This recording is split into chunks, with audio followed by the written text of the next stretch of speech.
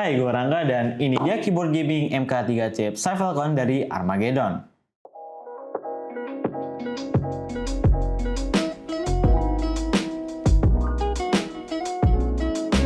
Untuk desain, keyboard ini udah bisa disebut keyboard gaming dari RGB backlit-nya dan di samping juga ada ambient light. Bisa kita lihat, size keyboard ini TKL atau 10 keyless, jadi nggak ada numpad-nya dan udah pasti bakal lebih kecil dibanding dengan keyboard yang berukuran full. Cocok lah buat setup lu yang kecil, minimalis, dan mouse space lu juga bisa jadi lebih luas. Lebih enak buat lu yang biasanya pakai sensitivity kecil. Untuk keycaps lumayan, fontnya nggak ada yang spesial, tapi di sini ada tulisan Armageddon di shift kanan dan di atas arrow key. Lalu di bagian tombol space juga ada tulisan The Ultimate Gaming Gear yang menegaskan bahwa keyboard ini adalah sebuah Ultimate Gaming Keyboard. Kabel di sini masih kabel biasa, bukan kabel branded, jadi masih sama kayak keyboard-keyboard jadul. Sebenarnya nggak masalah asalkan kita lebih hati-hati aja dan jangan sampai ke tarik-tarik. Untuk body plate-nya masih tersisa sedikit space di bagian kanan kiri maupun atas dan bawahnya. Di baliknya juga ada karet biar nggak gampang geser-geser. Dan untuk durability lumayan kuat. Gue udah pakai keyboard ini selama kurang lebih setahun buat ngetik, main game sampai nugas, dan so far nggak ada masalah sama sekali. By the way, gue beli keyboard ini pas lagi pertengahan pandemi ya di tahun 2020 dengan harga 450 aja. Dan itu pun gue udah dapat garansi 2 tahun juga. Ya cukup oke lah untuk ukuran keyboard gaming di kelas entry level.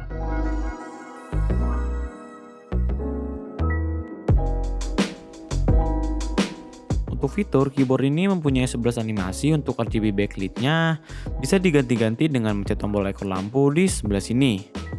Tapi untuk caps lock, Windows, dan screen lock agak beda, nyalanya sekali doang karena untuk nandain kalau caps lock-nya nyala, sama kayak screen lock. Tombol Windows di sini bisa dikunci dengan FN plus Windows untuk close Windows-nya. Fitur ini cukup membantu bagi kita yang biasanya main game tapi malah ke pencet Windows.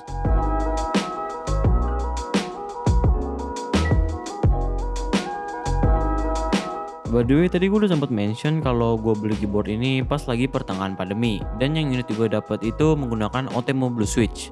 Awalnya gue suka sama Blue Switch karena suara yang clicky, tapi seiringnya berjalan waktu gue ngerasa agak bosan aja sih sama suara clicking-nya dari Otemo Blue Switch ini.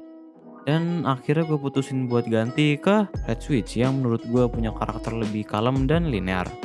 Ya kalau masalah switch sih sebenarnya sesuai selera aja lah ya. Ada yang suka clicky, linear, dan juga tactile. Oke, ini untuk feeling type dari suara Red Switch gue yang udah ganti. Kurang lebih kayak gini.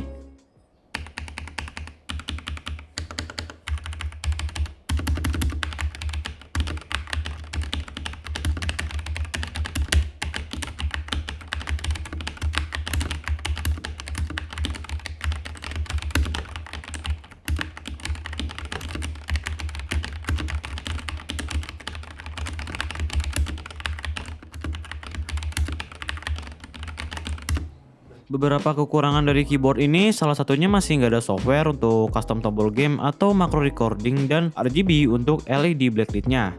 Sayangnya untuk RGB-nya juga belum bisa diganti-ganti, di baliknya juga nggak ada high adjustment, jadi untuk posisi ini bakal flat aja. Terus gue ngerasa pas pertama kali bongkar keycaps untuk ganti switch ini agak keras dan susah ngelepasnya. Jadi kalau udah pernah dilepas pasang nantinya bakal gampang, jadi susah ngelepasnya cuman pas di awal-awal aja.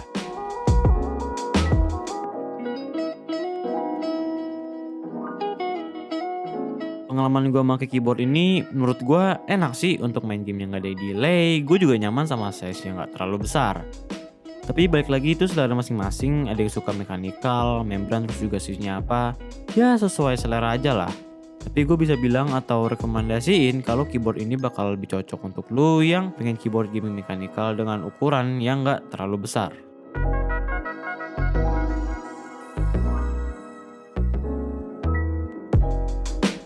Oke, itu aja review gue buat keyboard gaming yang satu ini. Gimana menurut kalian? Apakah masih worth it di tahun 2022? Ya mengingat banyak keyboard yang 60-65% yang harganya nggak jauh-jauh sama keyboard ini. Langsung aja tulis pendapat kalian di komen, like kalau suka dan dislike kalau nggak suka. Gue Rangga, sampai ketemu di video-video selanjutnya.